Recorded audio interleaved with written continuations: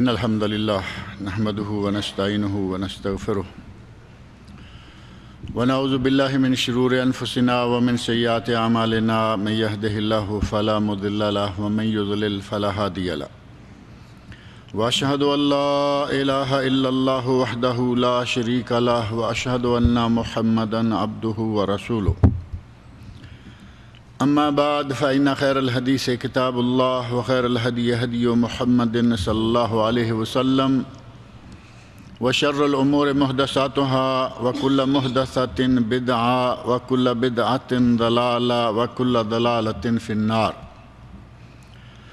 رب اشرح لي صدري ويسر لي أمري واحلل عقدة من لساني يفقهوا قولي رب أعوذ بك من همزات الشياطين وأعوذ بك رب أن يحضرون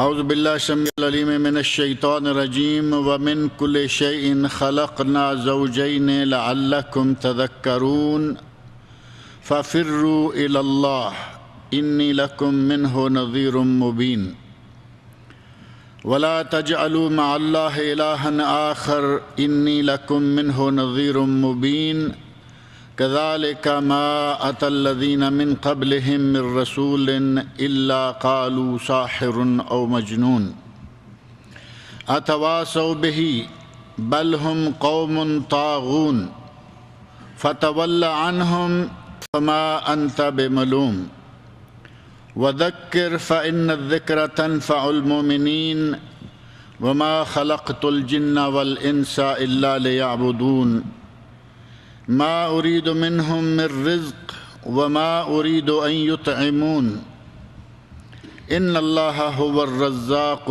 ذو القوة المتين فإن للذين ظلموا ذنوبا مثل ذنوب أصحابهم فلا يستعجلون فويل للذين كفروا من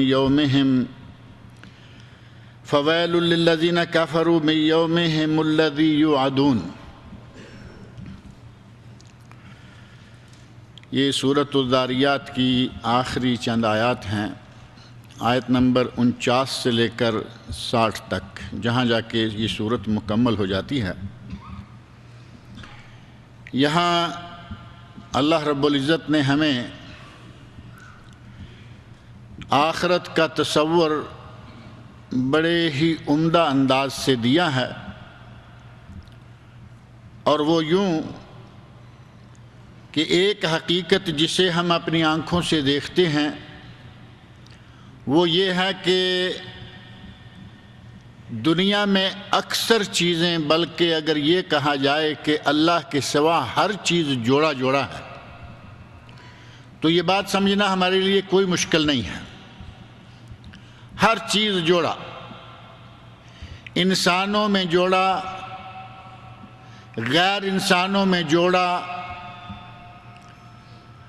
اور جس طرح دنیا ہے اس کا جوڑا بھی تو ہونا چاہیے تھا، اور وہ کیا ہے؟ آخرت۔ اللہ رب العزت کی ذات واحد ہے، اس کا کوئی شریک نہیں، وہ اکیلا ہے۔ اور نبی اکرم صلی اللہ علیہ وسلم نے اس حقیقت کو بڑے اچھے انداز سے بیان فرمایا اور فرمایا ان اللہ وتر، اللہ ایک ہے، وَيُحِبُّ الْوِتْرَ، اور اللہ اکائی کو پسند کرتا ہے۔ اکائی ہر وہ عدد جو 2 پر تقسیم نہ ہو پائے، 1 3 5 7 9 11 الی آخر، کیونکہ ان سب میں اکائی پائی جاتی ہے، اور اللہ ایک ہے لہٰذا اسے اکائی پسند ہے۔ حدیث میں آتا ہے کہ رکوع اور سجدے کی تسبیحات اقلہن 3، کم از کم 3 مرتبہ، اور 1 نہیں 2 نہیں، بہت ساری چیزیں آپ کو ملیں گی کہ جہاں اکائی کو پسند کیا گیا ہے۔ اللہ ایک ہے، لیکن دنیا میں ہر چیز کو اللہ رب العزت نے جوڑا جوڑا بنایا ہے۔ مرد ہے تو اس کا جوڑا عورت، اور یہاں جو لفظ استعمال ہوا پہلی ہی آیت میں وَمِن كُلِّ شَيْءٍ خَلَقْنَا زَوْجَيْنِ، ہر چیز کے ہم نے جوڑے بنائے. زوجین کا معنی جوڑا. اور بعض اہل علم نے قرآن کریم میں جو یہ الفاظ آئے ہیں زوجین پورے قرآن میں 4 مرتبہ، اور الف لام تعریف معرفہ کے ساتھ الزوجین پورے قرآن میں 2 مرتبہ. 2 مرتبہ الف لام کے ساتھ اور 4 مرتبہ بغیر الف لام میم کے، بغیر الف لام کے معرفہ. اور یہاں زوجین 3 معنوں میں لیا جاتا ہے. ایک ہے معنی پہلا زوجین بمعنی قرینین، وہی جو جوڑا ہے، مذکر اور مؤنث، میاں اور بیوی، گائے اور بیل، علی ھذا القیاس مسلسل آپ دیکھیں گے کہ انسان بھی جوڑا اور حیوان جانور سب جوڑا جوڑا. ایک قرینین.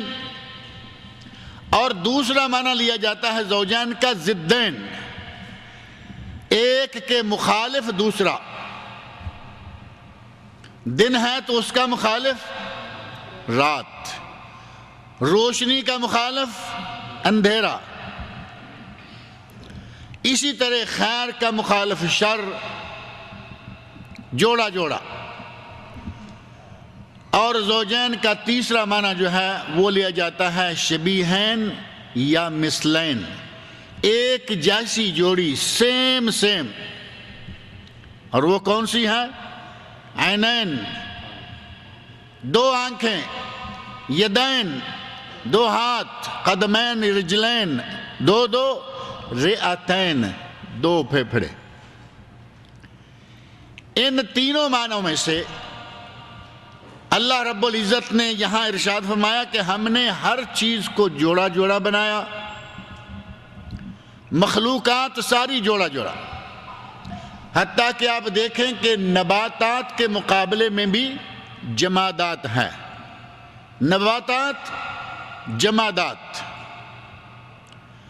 اللہ کی ذات اکیلی ہے، باقی سب چیزوں میں جوڑا جوڑا بنایا.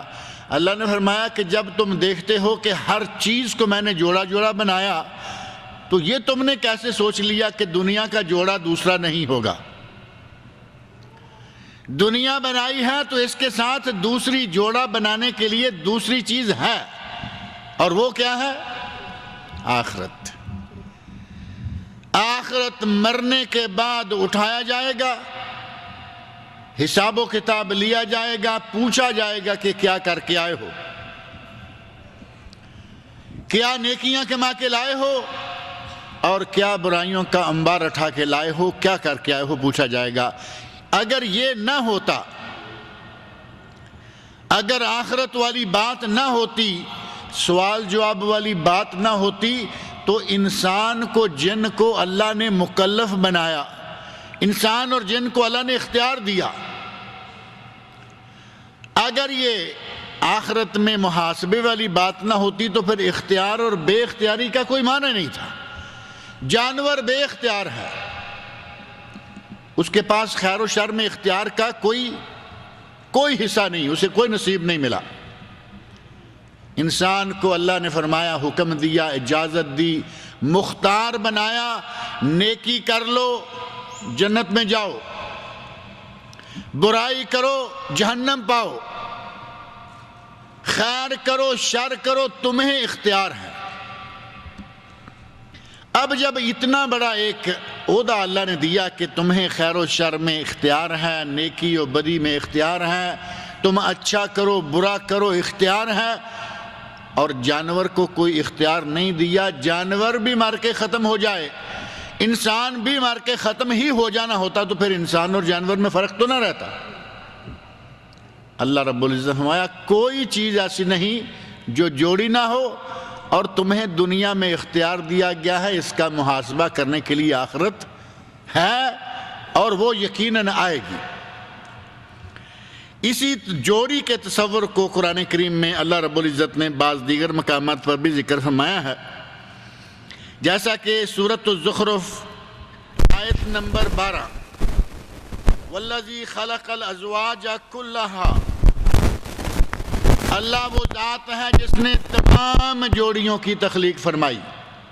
یہاں بھی جوڑی ازواج کا ذکر اللہ رب العزت نے فرمایا، وَجَعَلَ لَكُم مِّنَ الْفُلْكِ وَالْأَنْعَامِ مَا تَرْكَبُونَ، اللہ نے تمہیں کیا کیا نعمتیں نہ دیں، تمہارے لیے کشتیاں بنائیں جو پانی میں چلتی ہیں، اور جانور بنائے جو زمین پر چلتے ہیں، ان سے تم کھاتے ہو، ان پر سواری کرتے ہو، ان کا گوشت کھانے کے لیے، ان کا دودھ پینے کے لیے، اور ان میں تمہارے لیے اللہ رب العزت نے بے شمار فائدے رکھے ہوئے ہیں، لیکن یہ ساری چیزیں بھی جوڑی جوڑی ہیں۔ ایسے ہی قرآن کریم کے ایک مقام پر سورہ یاسین آیت نمبر 33، آیت نمبر 36، سورہ یاسین آیت نمبر 36 میں اللہ رب العزت نے ارشاد فرمایا، سبحان الذی خلق الازواج کلھا، پاک ہے وہ ذات جس نے ہر چیز کی جوڑی جوڑی بنائی، پاک ہے وہ ذات جس نے ہر چیز کو جوڑا جوڑا بنایا، مما تنبت الارض ومن انفسہم، جوڑی بنائی زمین کی ہر پیداوار میں، زمین کی ہر پیداوار میں جوڑی ہے۔ اور سائنسدانوں نے بھی اس بات کو مان لیا کہ زمین میں فصلوں تک میں نر اور مادہ کا تصور موجود ہے، پھلوں میں نر اور مادہ، فصلوں میں نر اور مادہ، زمین میں جو بھی چیز پیدا ہوتی ہے سب میں جوڑی ہے۔ اور فرمایا وَمِنْ أَنفُسِهِمْ، اور ان انسانوں میں بھی جوڑی مرد اور عورت کی، وَمِمَّا لَا يَعْلَمُونَ، اور بے شمار وہ چیزیں ہیں جن کو یہ نہیں جانتے، اللہ نے فرمایا کہ یہ نہیں جانتے وہ جانتا ہے، اور ان تمام چیزوں میں اللہ رب العزت نے جوڑی بنائی ہے۔ لہٰذا اس دنیا کی جوڑی بھی ہے، اور وہ ہے آخرت، جس کے لیے ہمیں تیاری کرتے رہنا چاہیے۔ فرمایا وَمِن كُلِّ شَيْءٍ خَلَقْنَا زَوْجَيْنِ، ہم نے ہر چیز کی جوڑی جوڑی بنائی، لَعَلَّكُمْ تَذَكَّرُونَ، تاکہ تم نصیحت پکڑو، تاکہ تم سمجھو کہ ہر چیز کی جوڑی ہے تو دنیا کی بھی یقیناً جوڑی ہے آخرت کے ساتھ۔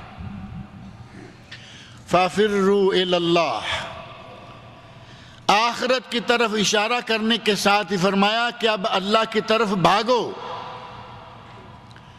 اپنے سارے اوقات، اپنی ساری صلاحیتیں، اپنی ساری زندگی اس دنیا کو نہ دے دو، فَفِرُّوا إِلَى اللَّهِ، اللہ کی طرف بھاگو۔ اللہ رب العزت نے کہیں فرمایا سارعوا إِلَى مَغْفِرَةٍ مِّن رَبِّكُمْ وَجَنَّةٍ، بھاگو اللہ کی بخشش اور جنت کی طرف، سارعوا، جلدی کرو۔ اور ایک دوسرے مقام پر فرمایا یہاں ہے سارعوا اور وہاں ہے سابقوا، ایک دوسرے سے سبقت لے جانے کی کوشش کرو، ایک دوسرے سے بڑھ کر اللہ کی جنت اور اللہ کی مغفرت پانے کے لیے کوشش کرو۔ یہاں فرمایا فَفِرُّوا إِلَى اللَّهِ، اللہ کی طرف بھاگو، دوڑو۔ پہلا جملہ جو ہے وہ اللہ رب العزت کی طرف سے، اور یہاں فَفِرُّوا إِلَى اللَّهِ، اللہ رب العزت نے تخاطب کا انداز اپنی بجائے اپنے نبی صلی اللہ علیہ وسلم کی طرف پھیر دیا اور فرمایا کہ میرے نبی ان سے کہہ دو کہ جب آخرت ہے تمہیں ماننا پڑے گا کہ آخرت ہے، تو اس کے لیے تیاری کر لو، آخرت کے لیے کچھ کما لو، اور انہیں کہو فَفِرُّوا إِلَى اللَّهِ کہ اللہ کی طرف بھاگے دوڑے چلے آؤ۔ اور ساتھ فرمایا انی لکم منہ، میں اللہ کی طرف سے تمہارے لیے نذیر مبین، واضح اور روشن ڈرانے والا تنبیہ کرنے والا، میں تمہارے لیے اللہ کی طرف سے بھیجا ہوا رسول ہوں جو تمہیں تنبیہ کرتا ہوں، تمہیں ڈراتا ہوں۔ فَفِرُّوا إِلَى اللَّهِ إِنِّي لَكُم مِّنْهُ نَذِيرٌ مُّبِينٌ، بھاگو اللہ کی طرف، میں تمہاری طرف اللہ کی طرف سے واضح ڈرانے والا ہوں۔ وَلَا تَجْعَلُوا مَعَ اللَّهِ إِلَٰهًا آخَرَ، اور اللہ کے ساتھ کسی دوسرے کو معبود نہ بناؤ۔ ساری کائنات کو بنائے اللہ، اور یہاں اللہ رب العزت نے یہ بات بھی رکھ دی کہ زمین کی چیزیں، جتنی بھی کائنات میں چیزیں ہیں، جوڑی جوڑی بنانے والا بھی وہ، ہر چیز کو بنائے اللہ، ہر چیز کا مالک اللہ، تمہیں کھلائے تو اللہ، تمہیں پلائے تو اللہ، تمہیں کپڑا دے تو اللہ، اور تم عبادتیں غیر اللہ کی کرو۔ کیا یہ کوئی عقل مندی ہے؟ ہمارے یہاں تو مشہور ہے، جس کا کھاؤ اسی کے گن گاؤ، کھاؤ اللہ کا اور گن گاؤ پیروں کے، کھاؤ اللہ کا گن گاؤ مزاروں کے، کھاؤ اللہ کا اور نام لو پیروں کا کہ یہ پیروں نے دیا ہے۔ نام مشہور ہے نا، پیراں دیتا، بیٹا اللہ نے دیا، نعمت اللہ نے عطا فرمائی، اور کھاتے کے سکے ڈال دیا پیروں کے۔ کہاں پیراں دے، نام ہی پیراں طرف دیا۔ اور ہمارے یہاں اس قسم کے نام بہت ہیں، نبی بخش، ولی بخش، نبی بخش، ولی بخش، پیر بخش اور پیراں دیتا۔ یہ سارے مشرکانہ نام اللہ رب العزت کی توحید کا منہ چلاتے ہیں۔ اللہ نے فرمایا کہ تمہیں ہر چیز میں نے دی، اس پوری کائنات کو میں نے بنایا، تمام نعمتوں سے تمہیں میں نے نوازا، اور تم پکارتے ہو میرے سوا دوسروں کو۔ اللہ رب العزت فرماتے ہیں وَلَا تَجْعَلُوا مَعَ اللَّهِ إِلَٰهًا آخَرَ، اللہ کے ساتھ دوسرے معبود نہ بناؤ۔ انی لکم منہ نذیر مبین، میں اللہ کی طرف سے تمہیں ڈرانے والا ہوں۔ نبی صلی اللہ علیہ وسلم سے اللہ رب العزت نے تھوڑے سے مقام پر 2 مرتبہ ایک ہی جملہ کہلوایا کہ اے میرے نبی ان سے کہہ دو انی لکم منہ نذیر مبین، میں اللہ کی طرف سے تمہاری طرف ڈرانے والا، روشن ڈرانے اور تمہیں توجہ دلانے والا بن کے آیا۔ كَذَلِكَ مَا أَتَى الَّذِينَ مِن قَبْلِهِم مِّن رَّسُولٍ، اسی طرح پہلے بھی جن لوگوں کے پاس رسول آیا، مَا أَتَى الَّذِينَ مِن قَبْلِهِم مِّن رَّسُولٍ، پہلی جس امت، جس قوم کی طرف بھی رسول آیا، اس قوم نے کیا کہا؟ إِلَّا قَالُوا سَاحِرٌ أَوْ مَجْنُونٌ، جس قوم کی طرف بھی اللہ کا رسول آیا، قوم نے کہا کہ یہ جادوگر ہے، یہ پاگل ہے، اور یہی ہمارے نبی کو بھی کہا گیا۔ اور یہاں تو اللہ رب العزت نے تھوک کے حساب سے فرمایا ساری قومیں، جس قوم کی طرف بھی میں نے رسول بھیجا اسی قوم نے میرے نبی کو کہا کہ یہ جادوگر ہے یا پھر یہ پاگل ہے۔ اتواصوا بہ، کیا یہ ایک بات کا، ایک دوسرے کو ایک بات کی نصیحت کر کے جاتے ہیں؟ ایک امت مٹتی ہے، ایک قوم ختم ہوتی ہے، آگے آنے والی قوم کو وہ کیا وصیت کر کے جاتی ہے کہ تم بھی کہنا جادوگر، تم بھی کہنا پاگل؟ اور یہ تو ہو نہیں سکتا۔ ایک قوم آنے والی قوم کو، ایک امت آنے والے نبی کی امت کو کہے کہ تمہارا نبی پاگل ہوگا، اسے تم پاگل کہنا، وہ جادوگر ہوگا تم جادوگر کہنا، یہ تو ممکن نہیں۔ پھر کیا وجہ ہے کہ جو بھی نبی آیا لوگوں نے کہا کہ یہ جادوگر ہے یا پاگل ہے؟ اتواصوا بہ، کیا ان تمام امتوں کا آپس میں کوئی سمجھوتا ہے؟ ایک ہی بات سارے کہتے ہیں؟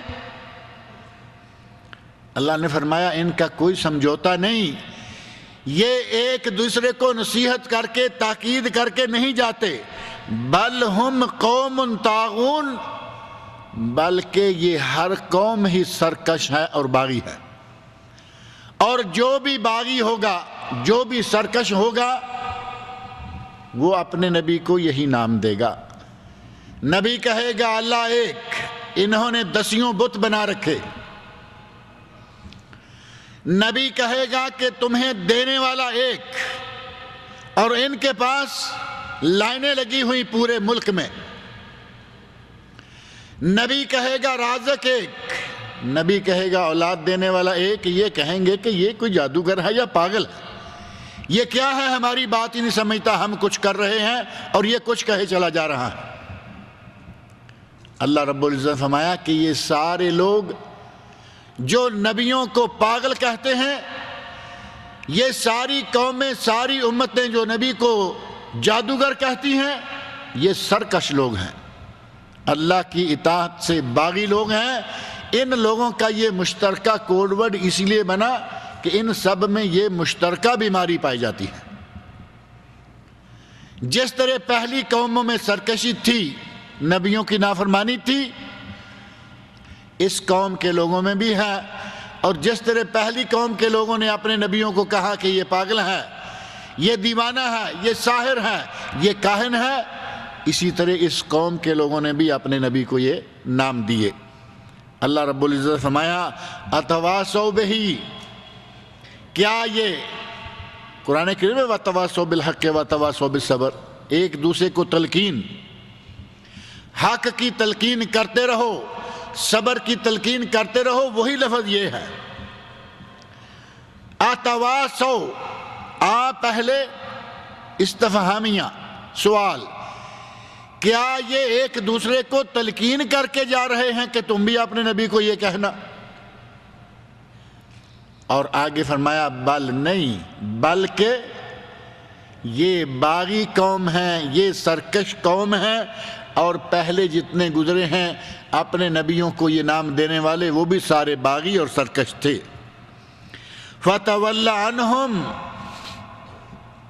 اپنے نبی سے مخاطب ہو کر فرمایا، حضرت محمد مصطفیٰ صلی اللہ علیہ وسلم سے مخاطب ہو کر اللہ نے فرمایا اے میرے نبی آپ ان کو چھوڑ دیجئے۔ یہ بارہا قرآن کریم کے مختلف مقامات پر اللہ رب العزت نے اپنے نبی کو فرمایا کہ ان کو چھوڑ دیں، آپ نے ذمہ داری پوری کرنی ہے دعوت دینے کی، تبلیغ آپ کرتے رہیے، اور ان کے پیچھے اتنے نہ لگ جائیے کہ باقی لوگوں کا نقصان ہو جائے، باقی لوگوں کو دعوت و تبلیغ نہ پہنچ سکے۔ فَتَوَلَّ عَنْهُمْ، ان سے پھر جائیے، ان کو چھوڑ دیجئے، ان کو جانے دیجئے۔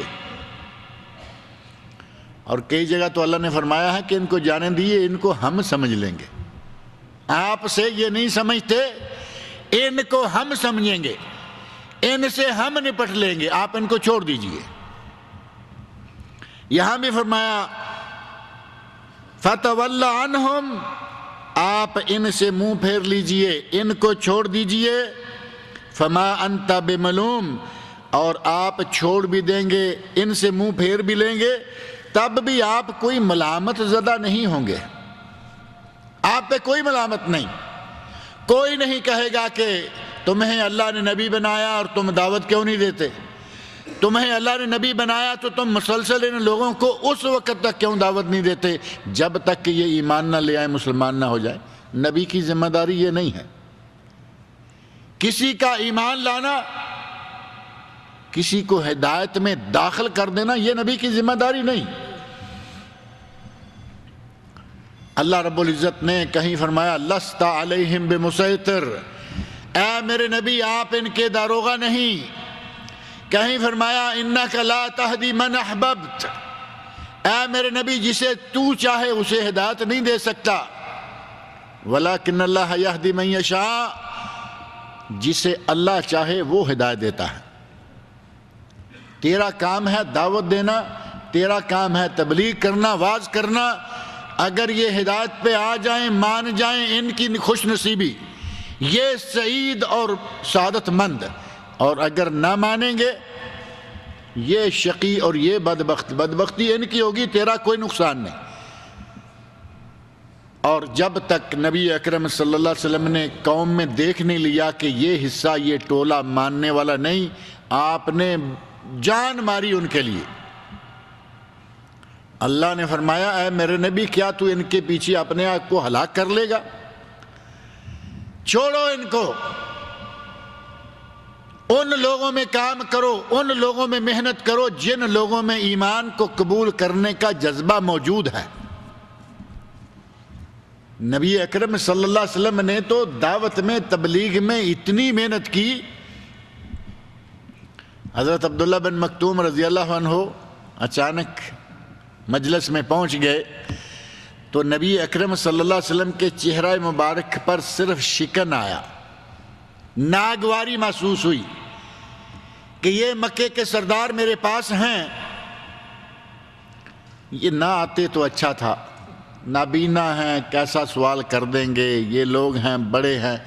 نبی صلی اللہ علیہ وسلم کے دل میں دیکھیں کتنی خواہش ہے کہ یہ بڑے ہیں، یہ مان گئے تو ان کے پیچھے بڑی دنیا ہے وہ مان جائے گی۔ دعوت میں اتنا اخلاص، اللہ کا دین پہنچانے کے لیے اتنی محنت، ٹیڑھے دماغ کے لوگوں کو بھی لے کے آپ بیٹھے ہوئے ہیں۔ انہوں نے بلایا، ان کی مجلس میں جا کے بیٹھے، جہاں چاہو بلاؤ لیکن بات کو سنو۔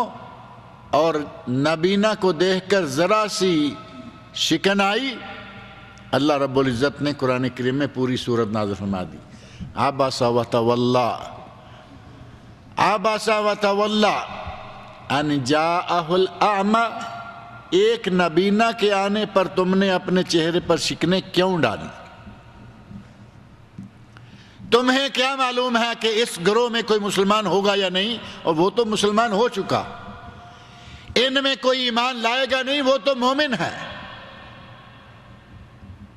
نبی کی ذمہ داری ہے واعظ، نبی کی ذمہ داری ہے تبلیغ، ہدایت نبی کی ذمہ داری نہیں۔ ہدایت کی طرف دعوت دینا، تبلیغ کرنا، واعظ کرنا، بس ہدایت اللہ کے ہاتھ میں ہے۔ فرمایا اے میرے نبی تم نے جتنی تمہاری ڈیوٹی، جتنی تمہاری ذمہ داری تھی، جو تمہارا فرض تھا وہ تم نے پورا کر دیا، اب ان کو دفع کرو۔ فتولی عنہم، ہمارے کہتے ہیں نا کہ دفع کرو ان کو، ان کے پیچھے جان ہلکان کر لو گے، ان کو چھوڑو۔ وما انت بملوم فما انت بملوم، آپ پہ کوئی ملامت نہیں کر سکتا کہ آپ نے یہ ذمہ داری پوری نہیں کی، تمہیں نبی بنایا تھا، تم دعوت کیوں نہیں دے رہے؟ جن کو دعوت کام کرتی ہے، جن میں دعوت فائدہ مند ثابت ہوتی ہے، آپ ادھر توجہ کریں، ان کو چھوڑ دیں۔ ملوم، ملامت، یہ تو آسان لفظ ہے نا۔ لائم ملامت کرنے والا، اور ملوم جس پر لامت کی جا رہی ہو۔ اور اردو میں ایک لفظ مشہور ہے، بلا خوف لومۃ لائم، لعنت ملامت یا کرنے والے لوگوں سے ڈرے بغیر دعوت کا کام کرتے جاؤ، توحید کا کام کرتے جاؤ۔ آپ کے چاروں طرف چاہے ساری دنیا مشرک کیوں نہ ہو جائے، مجھے ہے حکم ازاں لا الہ الا اللہ۔ دنیا چاہے کچھ بھی کرے، اگرچہ بت ہیں قوم کی آستینوں میں، مجھے ہے حکم ازاں لا الہ الا اللہ۔ بت ہیں، بت پوجتے ہیں، مزاروں درباروں پہ جا کے یہ اپنے ماتھے رگڑتے ہیں، یہ نہیں کہ ساری دنیا وہ کر رہی ہے اب میں کیا۔ فرمایا کہ تمہارا کام ہے بلا خوف لومۃ لائم دعوت دیتے چلے جانا۔ فتولی عنہم، ان سے آپ پھر جائیے، ان سے آپ منہ موڑ لیجئے۔ فما انت بملوم، آپ ملامت زدہ نہیں ہیں۔ وذکر، اور نصیحت کرتے رہیے۔ فإن الذکر تنفع المؤمنین، نصیحت مومنوں کو فائدہ دیتی ہے، یاد دہانی کراتے رہیے۔ یہ ہر جمعہ میں جمعہ کا درس ہوتا ہے، جگہ جگہ درس ہوتے ہیں، اور بہت سارے لوگ ہیں وہی بار بار ہوتے ہیں، بے شمار باتیں وہی بار بار آتی ہیں۔ یہ ہے یاد دہانی، بار بار یاد دہانی۔ اگر کوئی بات ذہن کے ذرا پیچھے چلی گئی ہے ختم نہیں ہوئی نہان خانہ میں، پیچھے چلی گئی، تازہ بات سنی، فریش ہو کے سامنے آ گئی۔ ایک بات ذہن سے اتری ہوئی تھی، نکلی ہوئی غائب نہیں، لیکن ذرا پیچھے تھی۔ مثال کے طور پر صدقہ و زکوٰۃ کے فضائل ہیں، برکات ہیں، ذہن سے ہٹے ہوئے ہیں، توجہ نہیں ہے، دنیا داری چل رہی ہے، تقریر سنی، درس سنا، اس میں بات آ گئی کہ صدقہ و خیرات کا یہ فائدہ ہے، زکوٰۃ دینے کا یہ فائدہ ہے۔ آدمی اسی دن جیب میں ہاتھ ڈالتا ہے کہ چلیں کچھ نہ کچھ نکالیں، تازہ ہو گیا۔ فَإِنَّ الذِّكْرَ تَنفَعُ الْمُؤْمِنِينَ، بے شک نصیحت، بے شک یاد دہانی، یہ ریمائنڈر فَإِنَّ الذِّكْرَ تَنفَعُ الْمُؤْمِنِينَ، ریمائنڈر مومنوں کو فائدہ دیتا ہے۔ فَإِنَّ الذِّكْرَ، بے شک یاد دہانی اور نصیحت ایمانداروں کو، تنفع المومنین، مومنوں کو فائدہ دیتی ہے۔ وَمَا خَلَقْتُ الْجِنَّ وَالْإِنسَ إِلَّا لِيَعْبُدُونَ، اور ہم نے جنوں کو، انسانوں کو کیوں پیدا کیا ہے؟ اللہ رب العزت نے فرمایا کہ ان جنوں انسانوں کو ہم نے نہیں پیدا کیا الا لیعبدون، سوائے اس کے کہ یہ میری عبادت کریں۔ ہماری تخلیق کا اصل مقصد کیا ہے؟ اللہ کی عبادت یا پیسہ اکٹھا کرنا؟ پیسہ اکٹھا کرنا جائز، اسلام نے پیسہ اکٹھا کرنے سے نہیں روکا۔ حضرت عثمان غنی جیسے لوگ نبی اکرم صلی اللہ علیہ وسلم کے عہد مبارک میں موجود تھے۔ پیسہ بے شمار ہے، اللہ رب العزت نے دولت بے شمار دی، اللہ کی راہ میں بے شمار خرچ بھی کیا، اور انہوں نے اتنا خرچ کیا کہ آج تک حضرت عثمان کا اکاؤنٹ مدینہ منورہ کے بینکوں میں موجود ہے۔ یہ بات سنی ہے یا نہیں؟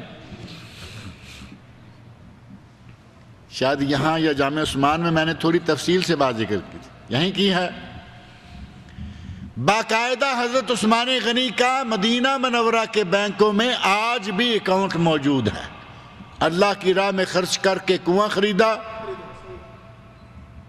بیر عثمان، اس بیر عثمان کے چاروں طرف کھجوریں ہیں، باغ ہے، اس باغ کی کھجوریں بکتی ہیں، اس سے پیسہ آتا ہے، حضرت عثمان کے اکاؤنٹ میں جاتا رہتا ہے، غریبوں، مسکینوں، فقیروں کے کام آتا رہتا ہے۔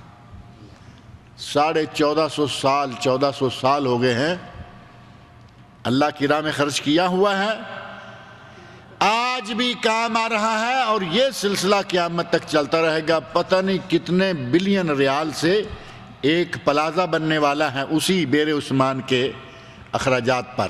حضرت عثمان غنی رضی اللہ عنہ کا اکاؤنٹ مسلسل چل رہا ہے۔ دولت کمانا اسلام میں منع نہیں، لیکن کما کے کوئی اس طرح کا کام بھی کرے تب ہے۔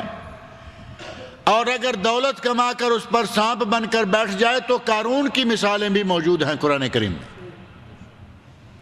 جس پر اس کے خزانے لاد دیے گئے اور زمین میں دنسا دیا گیا۔ اللہ رب العزت نے اس کے خزانوں کو اس کے لیے عذاب بنا دیا۔ زکوٰۃ بھی تو ہمارے لیے، اگر زکوٰۃ نہ دیں تو سونا چاندی یہ بھی ہمارے لیے عذاب۔ ہمارے جانور، اونٹ، گائے، بھینسیں، بھیڑیں، بکریاں، یہ بھی ہمارے لیے عذاب بن جائیں گے اگر ان کی زکوٰۃ نہ دی جائے۔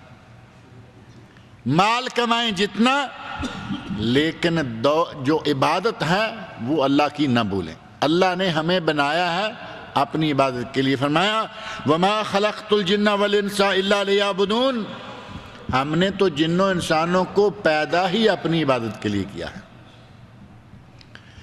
إِلَّا لِيَعْبُدُونَ، نون کے نیچے زیر ہے نا، یہ ہے یعبدونی اصلاً، إِلَّا لِيَعْبُدُونِی، اللہ نے فرمایا تاکہ میری عبادت کریں۔ یہ نون کے نیچے زیر نی، جیسے ریالی، بیتی، مکتبی ہے نا، یہ آخر میں یا ہے میری کے لیے، یہاں ہے لیعبدونی، تاکہ یہ میری عبادت کریں۔ اور اس عبادت سے اللہ رب العزت کا ہم کچھ سنواریں گے؟ نہیں، اپنا سنواریں گے۔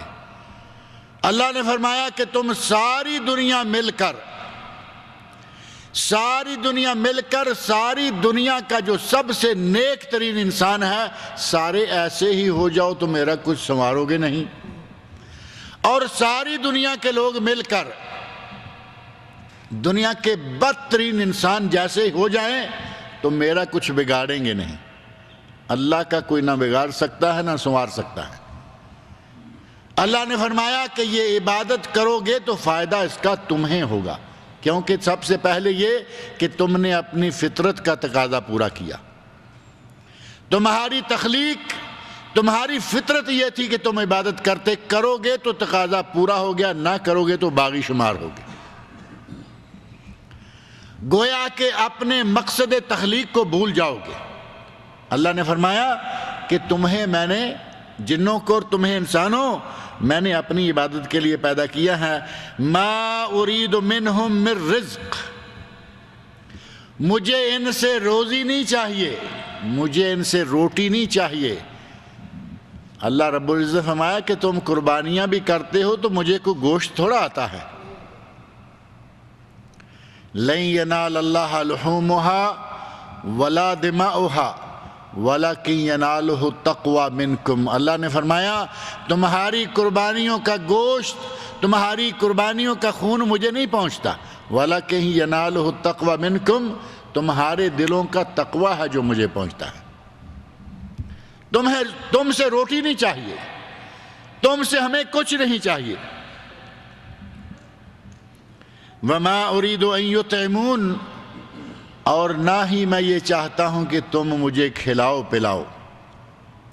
اللہ تو پوری کائنات کو کھلا رہا ہے۔ اب یہاں تھوڑا سا موازنہ کر کے دیکھیں، اللہ وہ ذات ہے جو ہم سب کو کھلا رہا ہے، اللہ وہ ذات ہے جس سے ہم سب قائم ہیں، اور غیر اللہ جن کو پوجا جاتا ہے وہ مریدوں کے سر پر قائم ہوتے ہیں۔ اللہ اپنی ساری مخلوقوں کو کھلا رہا ہے اور مرید اپنے پیر کو کھلاتے ہیں۔ کھلاتے ہیں یا نہیں؟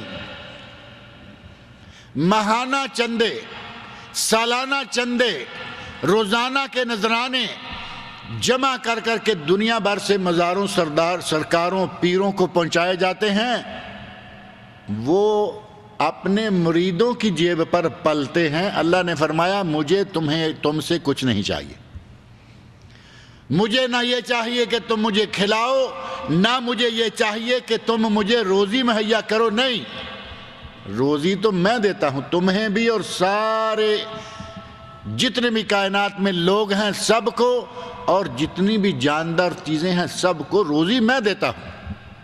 مجھے تم سے روزی نہیں چاہیے، نہ مجھے تم سے یہ چاہیے کہ مجھے کھلاؤ۔ یہ تو باطل جتنے بھی معبود ہیں یہ ان کا کام ہے۔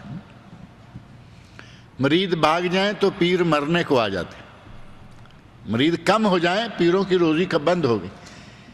آج کل پاکستان سے بعض پروگرام نشر ہو رہے ہیں، انڈیا سے بھی شاید ہوتے ہوں گے۔ پاکستان اصل میں جیسا کیسا بھی ہے اسلامی تو ہے نا، کچھ اسلامی کام اسپیشل یہاں سے ہوتے ہیں، اور بعض ایسی شکلیں یقیناً وہاں بھی انڈیا کے ٹی وی بھی دیتے ہوں گے، جعلی پیروں کو پکڑ پکڑ کر ٹی وی پہ لا کے ننگا کیا جا رہا۔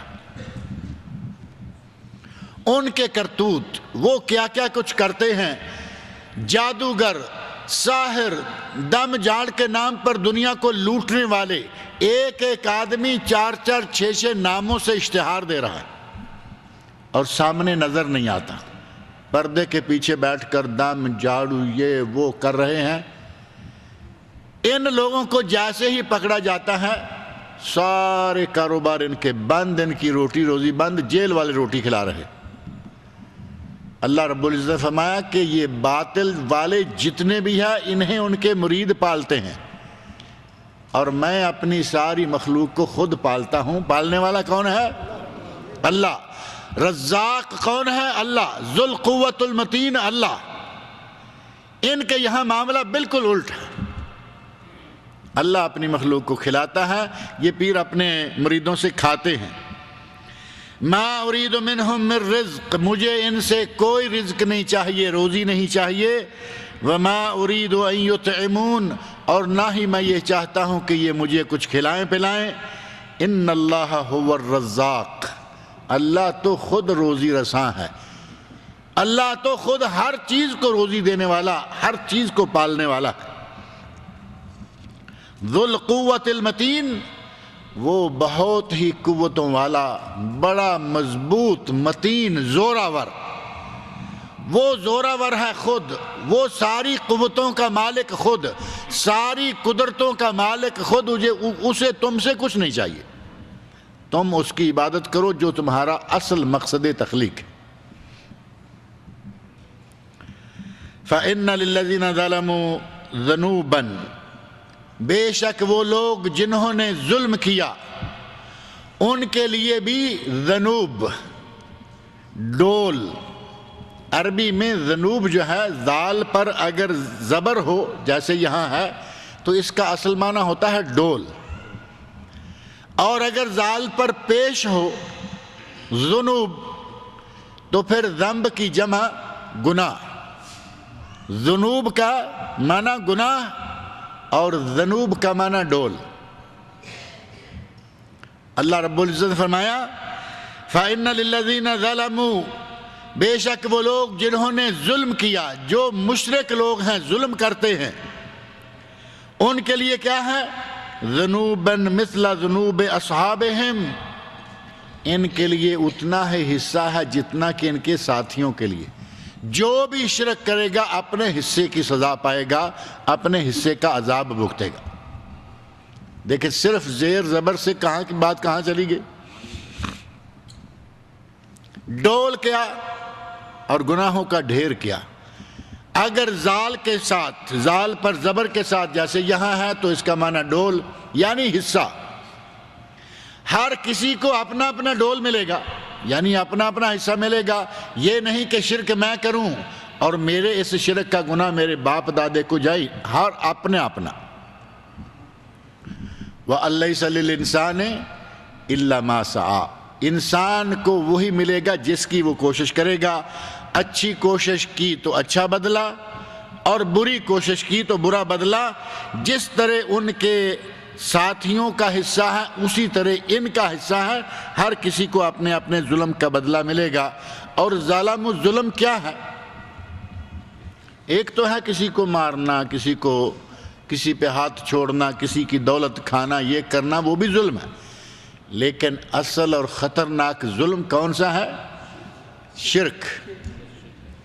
اور اللہ رب العزت نے قرآن کریم میں شرک کو ظلم قرار دیا۔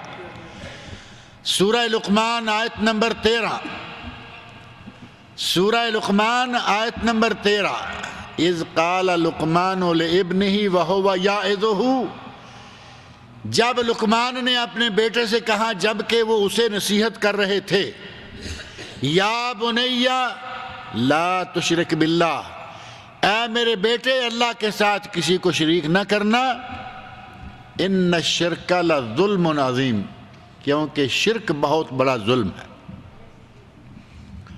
اور ظلم کیا ہے اصلاً؟ ظلم کا لغوی معنی ہے وضع شیء فی غیر محلہ، عربوں نے میں اس کا تعارف کرایا ظلم کا، کسی چیز کو اس کی جگہ کی بجائے دوسری جگہ رکھ دینا، یہ ظلم ہے۔ عبادت اللہ کے لیے تھی، غیر اللہ کے لیے کی تو ظلم ہو گیا یا نہیں؟ بہت بڑا ظلم عظیم۔ اللہ نے فرمایا شرک ظلم عظیم ہے۔ فرمایا فَإِنَّ لِلَّذِينَ ظَلَمُوا ذُنُوبًا مِثْلَ ذُنُوبِ أَصْحَابِهِمْ فَلَا يَسْتَعْجِلُونَ، جو لوگ ظلم کرتے ہیں انہیں اپنا حصہ ملے گا جیسا کہ ان کے ساتھیوں کو حصہ ملا۔ فَلَا يَسْتَعْجِلُونَ، اب تم اس ظلم کا جو تمہیں بدلہ ملنے والا ہے وہ مل کر رہے گا، لیکن اتنی جلدی نہ مچاؤ۔ یہ بات بھی قرآن کریم میں بہت سارے مقامات پر آئی ہے، بہت سارے مقامات پر۔ اور یہاں ایک چیز اور ذہن میں رکھیں، جن اور انس دونوں کو اللہ نے اپنی عبادت کے لیے فرمایا، دونوں کے لیے الگ لفظ استعمال فرمایا، اور یہ بات میں پہلے بھی کئی مرتبہ ذکر کر چکا ہوں کہ بعض لوگ جن کو نہیں مانتے، جن کو نہیں مانتے، کہتے ہیں کہ جن انسانوں میں سے ہی کچھ جو شریر لوگ ہیں ان کو جن کہا گیا، جن بذات ہی کوئی چیز نہیں ہے۔ کوئی کہے گا کہ جادو کچھ نہیں ہوتا۔ اللہ کے بندو، جادو کا ذکر قرآن کریم میں، جادو کا ذکر صحیح بخاری شریف اور دیگر صحیح سند سے ثابت حدیثوں میں اللہ کے نبی جادو کا ذکر کریں، قرآن کریم جادو کا ذکر کرے، اور ہم کہیں جادو نہیں ہے۔ قرآن کریم میں اللہ نے جا بجا جنوں کا، انسانوں کے ساتھ جنوں کا جا بجا ذکر کیا، اور دو لفظ ہیں الجان، 2 مرتبہ قرآن کریم میں جنوں کے لیے، اور الجن جیسے یہاں ہے وما خلقت الجن والانس، اللہ رب العزت نے کئی جگہ جن اور انسان اور جن کا ذکر کیا۔ اب انکار کرنے والے کا کیا ہے، وہ کہے کہ میں جن کو نہیں مانتا۔ بھئی تم نہیں مانتے تو نہ مانو، جن ہے، اور قرآن کریم میں 10 مرتبہ جن کا ذکر اللہ رب العزت نے فرمایا ہے۔ غرض یہ کہ فرمایا کہ تم فلا یستعجلون، جلدی نہ مچاؤ، یہ عذاب آنے والا ہے، یہ دن آنے والا ہے، اس کے لیے تم جلدی نہ مچاؤ۔ اس کے لیے اللہ نے وقت مقرر کر رکھا ہے، اللہ نے وقت مقرر کیا، اسے معلوم ہے، کوئی دوسرا نہیں جانتا وہ کب آئے گا، لیکن آئے گا ضرور۔ نبی صلی اللہ علیہ وسلم سے قیامت کے بارے میں پوچھا گیا نا، معروف حدیث ہے، حدیث جبرائیل، فرمایا کہ قیامت، فرمایا مل مسئول بعالم من السائل، اس دن کے بارے میں تو بھی نہیں جانتا، میں بھی نہیں جانتا، لیکن آئے گا۔ مسلمان کا، مومن کا عقیدہ ہے کہ قیامت آئے گی، وہ روز ضرور آئے گا جس کو روز محشر، روز قیامت کہا گیا ہے۔ فرمایا فلا یستعجلون، تم جلدی نہ کرو، ان لوگوں کو جلدی نہیں کرنی چاہیے جو کہتے ہیں کہ تم کہتے ہو عذاب آ جائے گا، عذاب آ جائے گا، عذاب لے کیوں نہیں آتے؟ فرمایا جلدی نہ کرو، عذاب آ جائے گا، اور اللہ کے ہاتھ میں، اللہ کی قدرت میں، اللہ کے یہاں یہ معمولی بات ہے کہ ان کو اسی وقت پکڑ لے، لیکن وہ حلیم ہے، بردبار ہے۔ ان لوگوں کی اس قسم کی باتیں سن کر بھی وہ پوری بردباری اور حلم سے کام لیتا ہے۔ اس نے وقت مقرر کیا ہوا ہے، اس وقت پر وہ دن کو لائے گا۔ فَوَيْلٌ لِّلَّذِينَ كَفَرُوا مِنْ يَوْمِهِمُ الَّذِي يُوعَدُونَ، پس بربادی ہے، ہلاکت ہے ان لوگوں کے لیے، لِلَّذِينَ كَفَرُوا جو کہ کافر ہوئے، مِنْ يَوْمِهِمُ الَّذِي يُوعَدُونَ اس دن کے آنے سے جس کا ان سے وعدہ کیا جاتا ہے۔ کافروں کے لیے ویل ہے، ہلاکت ہے۔ محشر کے میدان میں اللہ رب العزت اپنے بندوں کو نوازے گا، اپنے بندوں کو اپنے نبی کے ہاتھ سے ایک جام کوثر کا پلا دے گا، 50,000 سال کے دن میں دوبارہ اپنے بندوں کو، اس کے بندوں کو پیاس نہیں لگے گی، اور کافر پانی کی بوند کو ترسے گا۔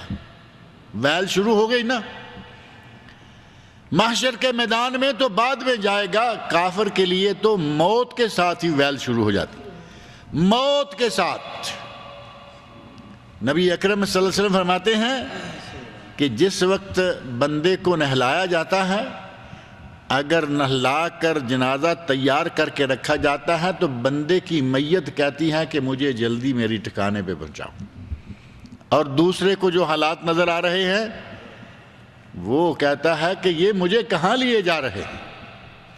نبی صلی اللہ علیہ وسلم فرماتے ہیں کہ اس کے چیخنے کی، چلانے کی آوازیں اتنی زوردار ہوتی ہیں، انسان کے سوا باقی ساری چیزیں سنتی ہیں، اگر انسان سن لے تو بے ہوش ہو جائے۔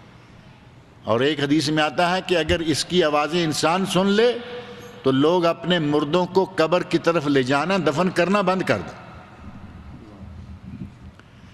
کافر کی، ظالم کی، مشرک کی دنیا میں موت کے ساتھ ہی ہلاکت شروع ہو جاتی ہے۔ اور فرمایا فَوَيْلٌ لِّلَّذِينَ كَفَرُوا مِن يَوْمِهِمُ الَّذِي يُوعَدُونَ، وہ لوگ جو کافر ہوئے ان کے لیے ویل ہے، ہلاکت ہے، بربادی ہے، من یومہم، ان کے اسی دن کے۔ اور کون سا دن؟ جس کے لیے جلدی مچا رہے، تم کہتے ہو قیامت قیامت قیامت، لاتے کیوں نہیں؟ لاؤ۔ اللہ نے فرمایا جلدی نہ مچاؤ، قیامت آئے گی اور تمہارے لیے وہ ہلاکت، تباہی اور بربادی کا دن ہوگا۔ اللہ رب العزت مجھے اور آپ سب لوگوں کو قرآن کریم پڑھنے، سننے، سمجھنے اور اس کے احکام پر عمل کرنے کی توفیق عطا فرمائے۔ اللہ رب العزت نے توفیق عطا فرمائی تو انشاءاللہ اگلے درس میں سورہ قاف شروع ہوگی، سورۃ قاف، جو قرآن کریم کی سورت نمبر 50، سورت نمبر 50۔ اللہ تعالیٰ مجھے اور آپ سب لوگوں کو نیک عمل کی توفیق عطا فرمائے۔ نہیں پڑھتے لیعبدون ہیں، لیکن ہے یہ لیعبدونی، اسی لیے نون کے نیچے زیر ہے۔ نہیں یا کو اتنا نہ آپ کھینچیں، چونکہ زیر کا جتنا تلفظ ہے نا اتنا رکھیں۔ لیعبدون چونکہ یہاں وقف ہو گیا، اور اگر پوری تفصیل سے پڑھتے ہیں تو پھر لیعبدون، تھوڑا قاری حضرات اس کو جانتے ہیں کہ یہ یا کے قریب ہی چلا جاتا ہے۔ سوالات پچھلی مرتبہ ایک بھی سوال نہیں تھا اور آج سوالوں سے انبار لگا دیا۔ کسی نے بتایا ہے کہ ہر منگل کے روز اللہ الصمد پڑھیں 1000 مرتبہ تو اس سے آپ کی روزی میں برکت ہوگی۔ اگر وہ کہا ہوتا نا کہ یہ پڑھو الرزاق ذو القوۃ المتین تو تھوڑی بات قریب ہو جاتی تھی۔ اب یہ الصمد کا معنی ہے بے نیاز، الرزاق کا معنی ہے روزی دینے والا، یعنی نام کی مناسبت بھی ہونی چاہیے۔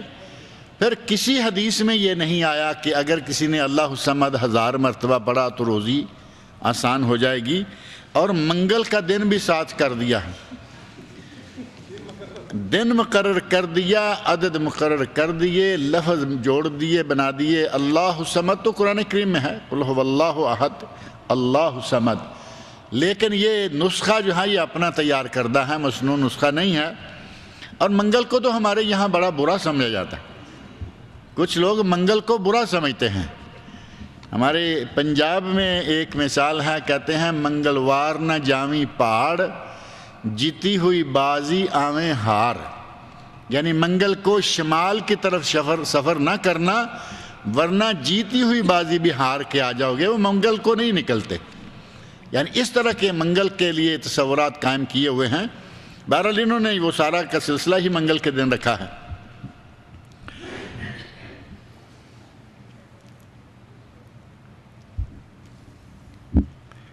کسی نے مشورہ دیا ہے کہ اپنے درس کی جگہ چینج کر دیں، کیونکہ یہ بہت کنجسٹڈ جگہ ہے، یہاں آنا مشکل ہوتا ہے۔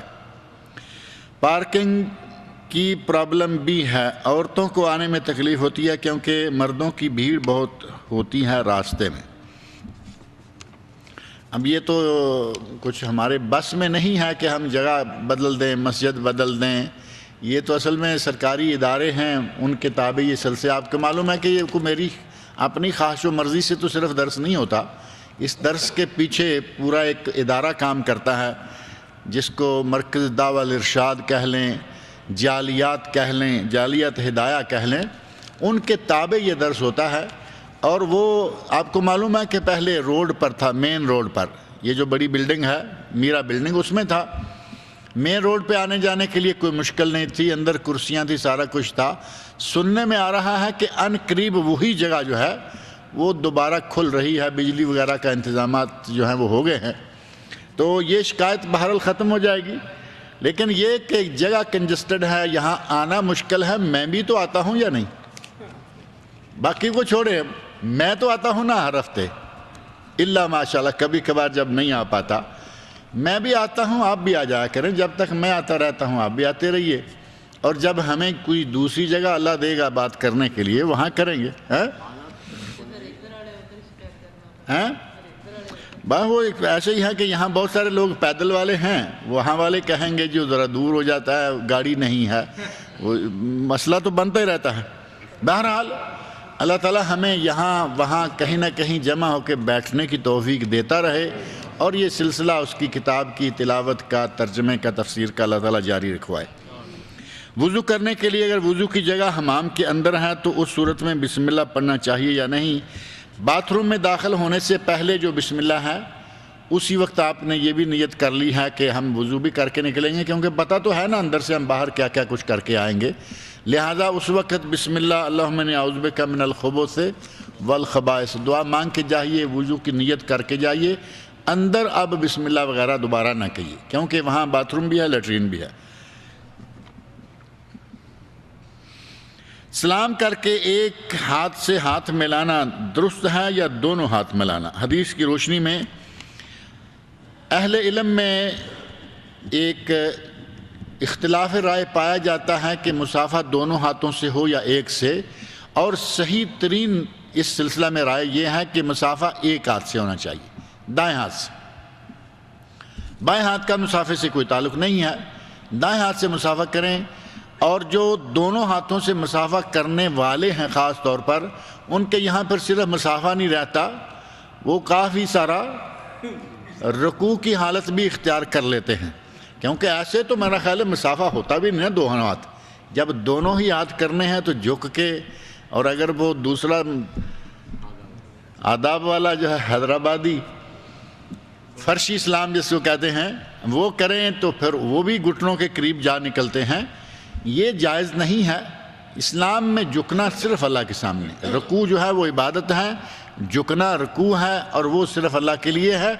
اور جہاں تک تعلق ہے مصافحہ کا، ایک حدیث صحیح حدیث وہ پیش کی جاتی ہے اس سلسلہ میں، اور وہ حدیث صحیح ہے، اس میں کوئی شک نہیں، اور اس میں اگر پوری طرح غور کریں تو دونوں ہاتھوں سے مصافحے کی دلیل نہیں ہے، لیکن پیش وہی کی جاتی ہے۔ حضرت عبداللہ بن مسعود رضی اللہ عنہ کے واقعہ جو ہے کہ نبی صلی اللہ علیہ وسلم انہیں کچھ سکھلا رہے ہیں، اور نبی کے دونوں ہاتھوں میں حضرت عبداللہ بن مسعود رضی اللہ عنہ کا ہاتھ، کہتے ہیں کہ نبی صلی اللہ علیہ وسلم کے دونوں ہاتھ تھے، گویا کہ دونوں ہاتھوں سے مصافحہ کرنا ہے۔ اسی حدیث میں کوئی آدمی ثابت نہیں کر سکتا کہ حضرت عبداللہ بن مسعود کے بھی دونوں ہاتھ تھے۔ پہلی چیز، اگر دونوں کے دونوں ہاتھ ہوتے تو پھر پکی بات تھی کہ یہ مصافحہ مان لیتے۔ بڑا پیر پیشوا جو نبی ہیں وہ تو دونوں ہاتھ رکھیں، اور جو مرید ہے وہ ایک ہاتھ رکھے، یہ کیا جائز ہوگا؟ کیا یہ جائز ہوتا؟ آج جائز لگتا ہے؟ یہ تو گستاخی لگتی ہے کہ استاد جو ہے وہ دو ہاتھ ڈال رہا ہے اور شاگرد جو ہے وہ ایک ہاتھ۔ وہاں سلام مصافحہ غرض ہی نہیں تھا، وہاں تعلیم غرض تھی، اور نبی صلی اللہ علیہ وسلم نے ان کے ہاتھ کو اپنے دونوں ہاتھوں میں لیا ہوا ہے تاکہ اچھی طرح توجہ کے ساتھ وہ سنیں، سمجھیں اور بات کو یاد کریں۔ تعلیم کی غرض سے آپ بھی ایسا کریں، کوئی بات نہیں، لیکن آتے ہوئے جاتے ہوئے مصافحہ کیا اور یہ جا رہے ہیں، تعلیم دینے والی بات اور ہے، مصافحے والی اور۔ مصافحہ ایک ہاتھ سے۔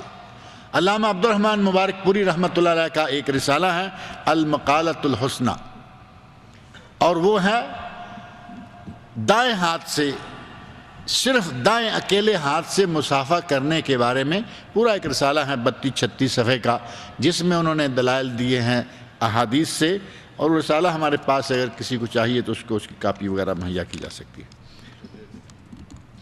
دعا مانگنے کے لیے اپنے دونوں ہاتھوں کو کہاں تک اٹھایا جا سکتا ہے؟ اپنے دونوں ہاتھوں کو اپنے منہ کے سامنے سینے کے مقابل رکھیں، جیسے کہ مثال کے طور پر یہ ایسے دعا مانگیں، اور یہ دعا مانگنے کا انداز جو آپ نے دیکھا ہوگا، منہ نیچے کو، ہاتھ اوپر کو، اور بڑا اسپیشل ڈیزائن، اور یہ بھی پتہ ہے کہ کیمرہ آ رہا ہے، خاص طور پر ایسی جگہ پہ تو ہمارے بڑے اسپیشل ڈیزائن ہو جاتے ہیں۔ صرف خاص استسقاء وغیرہ میں نبی صلی اللہ علیہ وسلم نے تھوڑے سے ہاتھ اٹھائے ہیں کہ آپ کی بغلیں کھل گئیں، ورنہ دعا مانگنے کا جو انداز ہے وہ ہے اپنے منہ اور سینے کے درمیان میں ہاتھ رہیں، یہی مسنون ہے۔ اب وہ تو بغیر ہاتھ اٹھائے بھی ٹھیک ہے نا، بغیر ہاتھ اٹھائے بھی دعا مانگ سکتے ہیں۔ کیا نماز میں ٹوپی لگانا ضروری ہے؟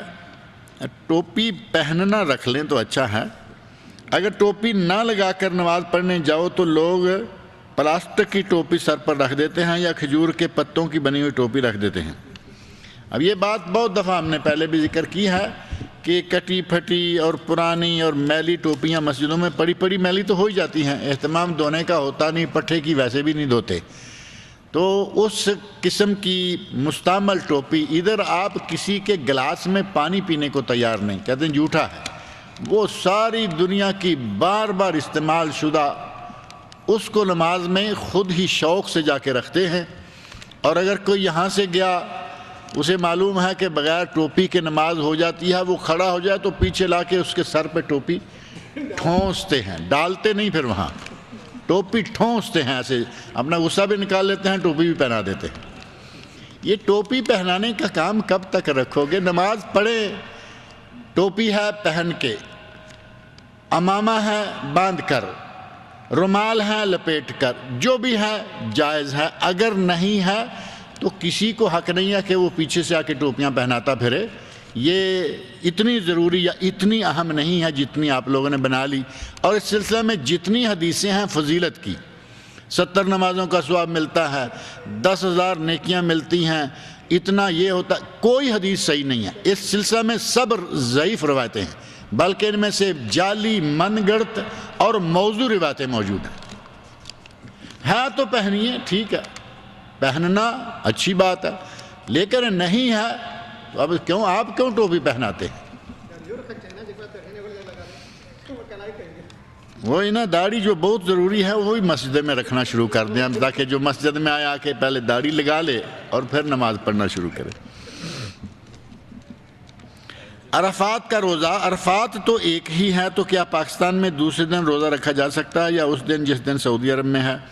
پاکستان انڈیا میں ظاہر ہے کہ آج کل سیٹلائٹ چینل نے عین اسی وقت عرفات دکھانا شروع کر دیا ہے جب لوگ عرفات میں ہوتے ہیں، تو انہیں چاہیے کہ اس دن روزہ رکھیں جس دن کے لوگ عرفات میں ہیں، کیونکہ وہ حاجیوں کو میدان عرفات میں دیکھ رہے ہیں، اور ایک دن اگلا بھی روزہ رکھ لیں جس دن کے وہاں 9 ذوالحج ہے، کیونکہ یہ سیٹلائٹ تو آج آیا ہے، روزہ تو شروع سے رکھتے آ رہے ہیں نا لوگ کس دن روزہ رکھتے تھے؟ 9 تاریخ کو کسی کو پتہ ہی نہیں کہ مکہ میں کیا ہو رہا ہے، وہاں کیا ہے، 9 تاریخ سمجھ کے لوگ روزہ رکھتے آ رہے ہیں۔ اگر یہ دونوں روزے رکھیں تو انشاءاللہ ثواب بھی بڑھ جائے گا، ویسے تو یہ 10 دن ہی روزوں کے ہیں، عید کا دن چھوڑ دیں، تشریق کے دن چھوڑ دیں، پہلے 9 دن روزانہ روزہ، زیادہ نہیں تو کم از کم 2 کر لیں کہ عرفات ایک تو ان میں ہے یا نہیں، 2 سال کے گناہ معاف ہوں گے، 1 روزے کا ساتھ ہی اضافہ ہو جائے گا۔ اگر کسی مرد کی 3 بیویاں ہوں، ایک مر جائے یا طلاق ہو جائے تو کیا وہ اور کر سکتا ہے؟ آپ مارنے پہ اتنے کیوں تلے ہوئے ہیں؟ ویسے ہی چوتھی کر لیں، آپ کو جائز ہے۔ اب ایک مر جائے، ایک آدمی کے لیے، مرد کے لیے بوقت ضرورت 4 بیویوں کی اجازت ہے، بوقت ضرورت، یہ شوق نہیں، یہ فیشن نہیں ہے، پیسے کی کثرت ہے، آپ نے 4 کر لی، پھر ساری عمر ظلم اور زیادتیاں، ایک کو چھوڑے رکھا، 2 کو چھوڑے رکھا، ایک کو لیے پھر رہے ہیں، یہ نہیں۔ اگر پوری طرح انصاف کر سکتے ہیں 4 بیویوں سے نکاح کر سکتے ہیں، اور ان میں سے کسی کے مارنے، کسی کو طلاق دینے کی نوبت آنے کی کوئی ضرورت نہیں ہے، 4 تک ہر شکل میں اجازت ہے۔ سید مجید احمد صاحب کا جمعہ کے دن جبیل ہائی وے روڈ پر گاڑی کا ایکسیڈنٹ ہو گیا ہے، اس میں ان کا انتقال ہو گیا ہے۔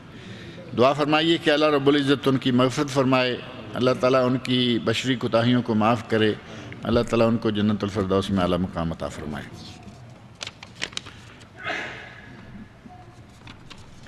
یہ تو جگہ چینج کرنے والے تھے۔ اللہ کے رسول صلی اللہ علیہ وسلم نے اپنی زندگی میں اذان دی ہے یا نہیں؟ میرے علم میں نہیں ہے کہ نبی صلی اللہ علیہ وسلم نے خود اذان دی ہو، سکھلائی ہے اپنے صحابہ کو، لیکن خود آپ نے اذان کہی ہو میرے علم میں نہیں ہے۔ اللہ کے رسول صلی اللہ علیہ وسلم نے حضرت عمر رضی اللہ عنہ اور حضرت علی رضی اللہ عنہ سے حضرت اویس قرنی سے دعا کروانے کو کہا تھا اپنے لیے، یہ بھی صحیح ہے؟ یہ صحیح ہے کہ نبی صلی اللہ علیہ وسلم نے حضرت عمر رضی اللہ عنہ فرمایا تھا کہ عمر اگر تم اویس کو قرنی کو جو یمن سے آنے والے ہیں، نہیں آئے تھے، صحابی نہیں ہیں، تابعی ہیں، اگر وہ تمہیں کہیں مل جائیں تو ان سے دعا کرواؤ۔ وہ چونکہ بہت بڑے مقام نبی صلی اللہ علیہ وسلم نے ان کو اتنا مقام دیا ہے، یہ واقعہ صحیح ثابت ہے، لیکن بہت ساری غیر ثابت چیزیں حضرت اویس قرنی رضی اللہ رحمۃ اللہ علیہ کے ساتھ جوڑ دی گئی ہیں۔ یہ تو ثابت ہے کہ ان سے دعا کراؤ، یہ بھی ثابت ہے کہ وہ نیک پاک باز انسان تھے، لیکن کچھ احمقانہ باتیں ان کو لگا دی۔ کہا کہ غزوہ احد میں نبی صلی اللہ علیہ وسلم کا دانت ٹوٹا، اویس قرنی نے کوئی پتھر اٹھایا اور ایک دانت توڑا۔ کہتے ہیں کہ پھر کہا کہ نہیں، شاید نبی کا یہ ٹوٹا ہوگا، پھر وہ توڑا اور سارے دانت توڑ لیے۔ اس سے بڑی احمقانہ حرکت ہو سکتی ہے؟ نیک آدمی تو ٹھیک ہے، لیکن وہ عقل مند بھی ساتھ یقیناً تھے۔ بہت ساری باتیں ایسی ہیں کہ جو بڑے بڑے عقل مند لوگوں کے ساتھ لگا دی گئی ہیں، انہی میں سے بعض باتیں امام ابو حنیفہ رحمۃ اللہ علیہ کے ساتھ بھی لگائی گئیں، جن میں سے وہ مشہور ہے کہ انہوں نے 40 سال عشاء کے وضو سے فجر پڑھی۔ عقل مند آدمی سے یہ توقع نہیں کی جا سکتی کہ وہ 40 سال جس رات کو اللہ نے لباس بنایا، جس رات کو اللہ نے لباس بنایا، وہ اس میں لباس اختیار نہ کریں، اس سے میں راحت آرام نہ کریں، اور 40 سال مسلسل نیا وضو کرنا فضیلت، الگ سے ثواب۔ نبی صلی اللہ علیہ وسلم کو اللہ نے فرمایا کہ رات کا ایک حصہ، ثلث، اس سے زیادہ، نصف، اوَن قُصْ مِنْهُ قَلِيلًا، اور وہ ان سے بھی آگے بڑھتے چلے جائیں، 40 سال مسلسل رات بھر نہ سوئیں۔ اور وہ کس کے بارے میں؟ امام ابو حنیفہ رحمۃ اللہ، جو انتہائی ذہین، فتین، انتہائی لائق انسان تھے۔ کیا وہ یہ باتیں نہ سمجھ پاتے ہوں گے جو ہمیں عام آدمی کو سمجھ میں آتی ہیں، کہ 40 سال تک رات کو مسلسل جاگتے رہنا بلا ضرورت، مجبوری؟ ایک آدمی کی کوئی مجبوری ہے، کوئی ڈیوٹی ایسی لگ گئی، ان کی کوئی ایسی مجبوری نہیں تھی، کہتے ہیں کہ وہ عبادت میں یا پڑھنے لکھنے میں لگے رہتے تھے۔ اس طرح مسلسل اتنا عرصہ جاگنا نبی کے لیے منع ہے، عوام کے لیے اس سے بھی زیادہ منع ہے۔ شریعت کے اعتبار سے داڑھی کا کوئی حد مقرر ہے یا نہیں ہے؟ میں نے سعودی امام کو چھوٹی داڑھی رکھتے دیکھا۔ نماز عشاء کے بعد وطر پڑھنا کیا ضروری ہے؟ نماز عشاء کے فوراً بعد وطر پڑھنا ضروری نہیں ہے، فجر تک درمیان میں جب چاہیں وطر پڑھ لیں، یہ وطر کا وقت ہے۔ اور سعودی امام کو آپ نے چھوٹی داڑھی رکھتے دیکھا، اور سعودی لوگوں کو آپ نے بڑی بڑی داڑیاں رکھے بھی دیکھا ہے یا نہیں؟ آپ کو چھوٹی والا ہی کیوں بھا گیا ہے اتنا؟ نبی اکرم صلی اللہ علیہ وسلم نے داڑھی رکھنے کا حکم دیا ہے، داڑھی کو بڑھانے کا حکم دیا ہے۔ اب آپ چھوٹی چھوٹی کے پیچھے جاتے ہیں، بڑی والوں کو بھی دیکھ لینا، یہاں الحمدللہ بڑی بڑی داڑیاں والے بھی ہیں۔ اعوذ باللہ من الشیطان الرجیم، بسم اللہ الرحمن الرحیم، الحمد للہ رب العالمین، الرحمن الرحیم، مالک یوم الدین، إياك نعبد وإياك نستعين، اهدنا الصراط المستقيم، صراط الذين أنعمت عليهم غير المغضوب عليهم ولا الضالين۔